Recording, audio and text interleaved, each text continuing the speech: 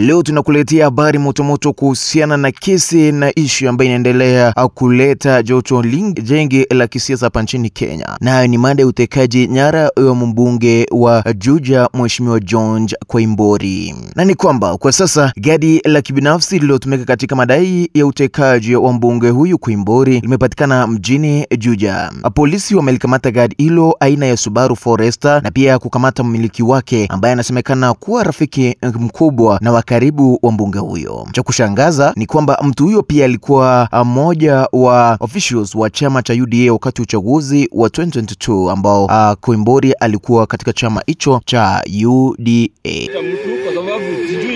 Maafisa wa DCI wanasema pia wanamsaka mtu wa bodaboda aliyetumika kumchukua Koimburi kutoka nyumba moja hadi shamba la kahawa alipopatikana siku ya Jumatatu asubuhi. Msemaji wa polisi Muchiri Nyaga anasema kuwa kukamatwa kwa mmiliki wa gari hilo ni hatua kubwa katika uchunguzi wa tukio hilo. Itakumbukwa kwamba Koimburi alitekwa nje ya kanisa ya Mugudha katika kaunti ya Kiambu siku ya Jumapili. Siku moja baadaye alipatikana akiwa ametekelezwa ama kuachwa katika shamba la kahawa huku akiwa na uchungu mwingi tena sana.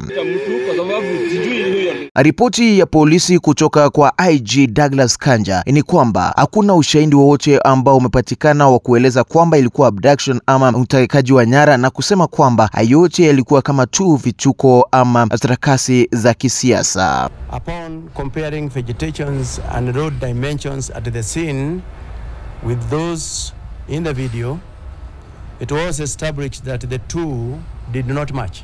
The caretaker of the coffee farm, which is owned by one Jimmy Wajigi, stated that he had not witnessed such an incident. Jambo hili la kutoka kwake Koimburi itakumbuka kwamba limeleta joto jingi la kisiasa. Sasa upande ule wa upinzani ukiongozwa na viongozi kama Kalonzo Musyoka, Justin Muturi, yule aliyekuwa naibu wa rais Rigathi Gachagua, wakisema kwamba hii kazi ni ya serikali ambayo imefanywa kuteka watu ambao wanashutumu serikali. Ikikumbuka kwamba Koimburi amekuwa mwandani mkubwa wake Rigathi wa Gachagua. Scare leaders who speak out.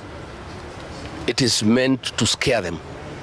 It is meant to sell them fear so that they can stop agitating for the liberation of this great republic.